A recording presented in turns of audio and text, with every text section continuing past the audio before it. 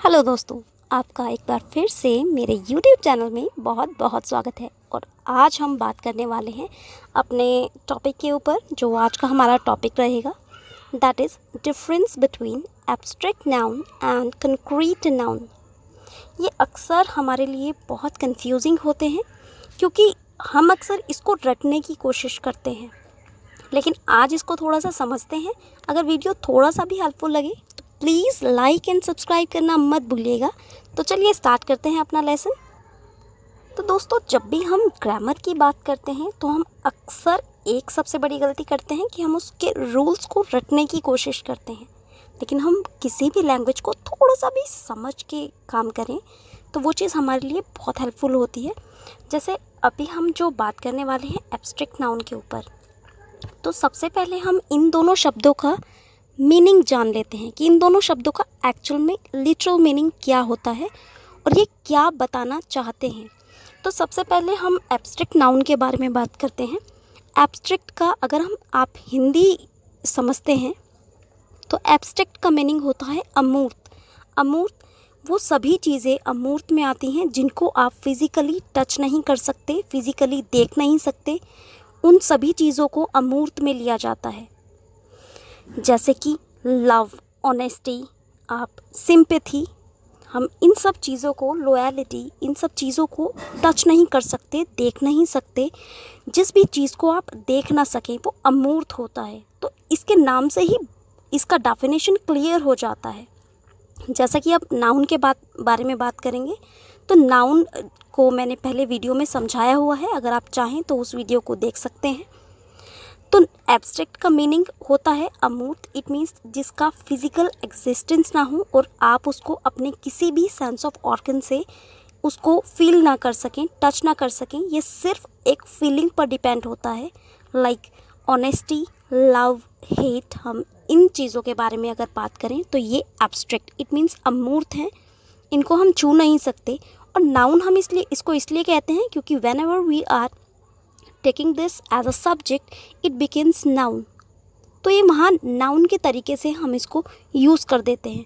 तो जब भी हम नाउन को एज अ सब्जेक्ट यूज़ करते हैं और इन शब्दों को लेते हैं तो that is called abstract noun. It means that nouns which don't have any particular existence which you can not touch by your, आप अपने किसी भी सेंस ऑफ ऑर्गन से उसको टच नहीं कर सकते। दूसरा हमारा शब्द आता है कॉन्क्रीट नाउन।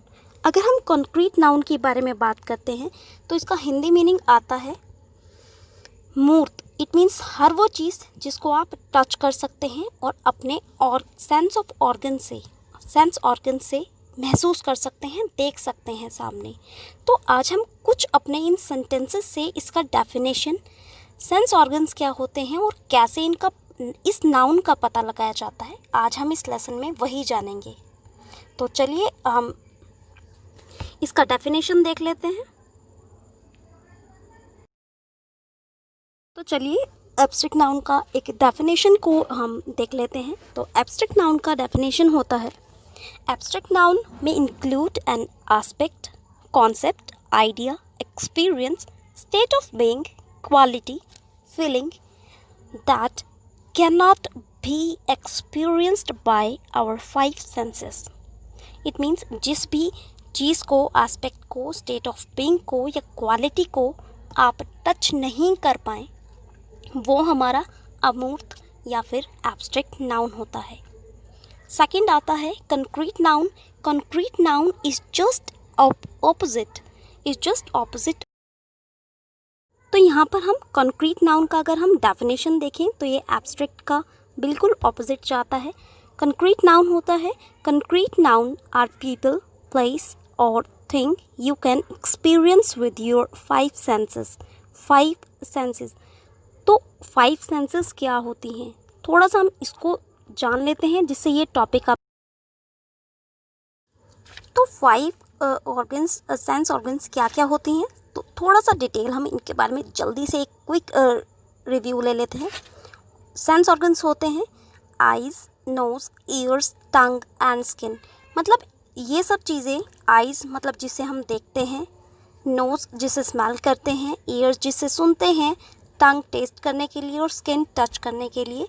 तो कॉन्क्रीट नाउन जब भी हम उसको डिफ़ाइन करना चाहें तो हमें पहले ये देख लेना चाहिए कि हम इन सेंस ऑर्गन से इस चीज़ को या फिर तो देख पा रहे हैं, या फिर तो सुन पा रहे हैं, या फिर तो टेस्ट कर पा रहे हैं, टच कर पा रहे हैं, या फिर हम उसको स्मेल कर पा रहे हैं, तब वो कॉन्क्रीट नाउन होता है।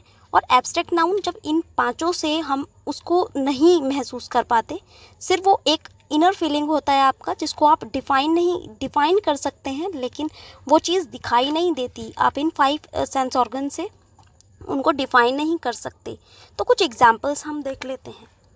लाइक पूजा एक इंसान है जिसको आप देख सकते हैं, उसको आप छू सकते हैं, उसकी आवाज़ को सुन सकते हैं।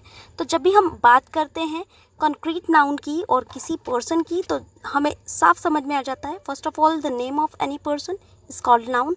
नाउन का मीनिंग ही होता है नेम। तो यहाँ पर हमें क्लियर हो जाता है पूजा जिसको हम देख सकते हैं, दैट इज़ इन यहाँ पर हम that is we are calling the concrete noun. It means पूजा को हम टच कर सकते हैं। चलिए और कुछ और एग्जांपल्स की तरफ देखते हैं, जिससे हमको ये टॉपिक और ज़्यादा क्लियर हो।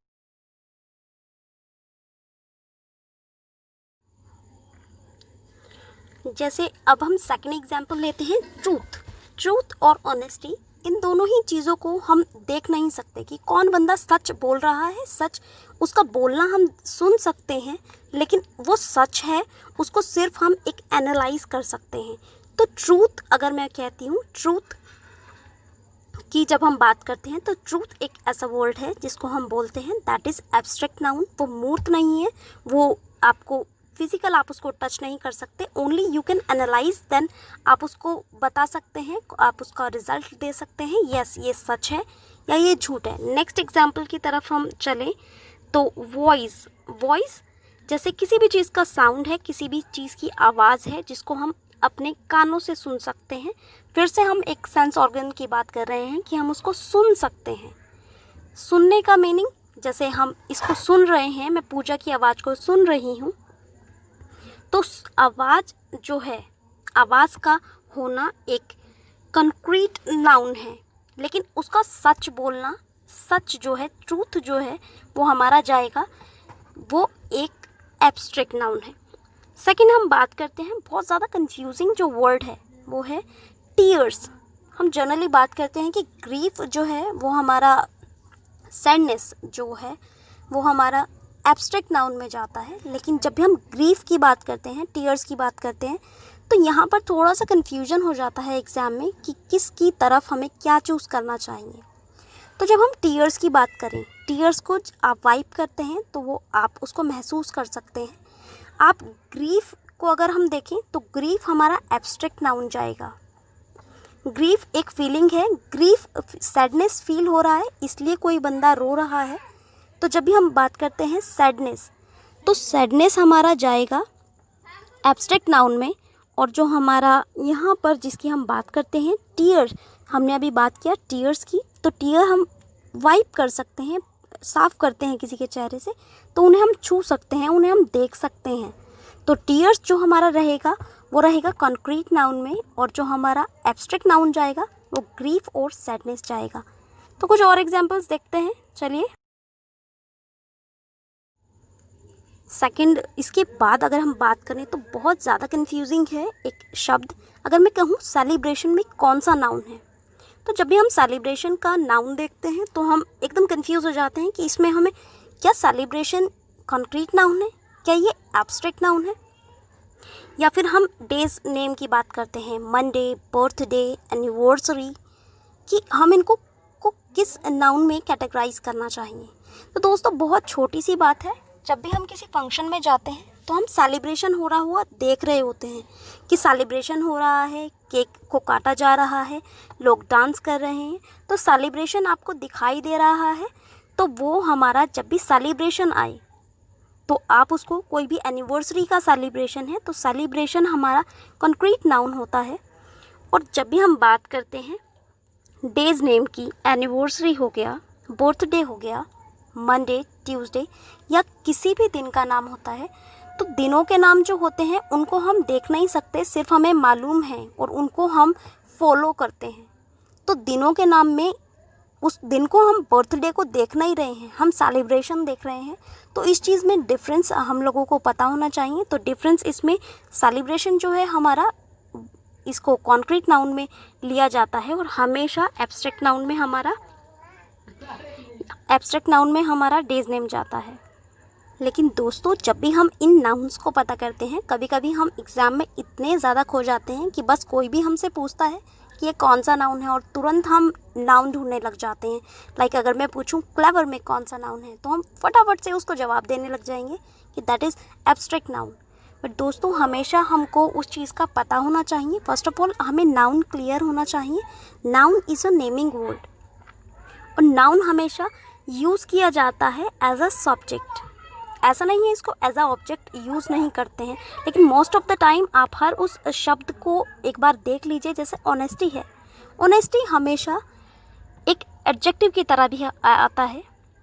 और एक like he is an honest man, अगर मैं यहाँ ऑनेस्ट लूँ तो यहाँ पे उसका ऑनेस्ट होना उसकी एक फ़ीचर है, उसकी एक क्वालिटी है।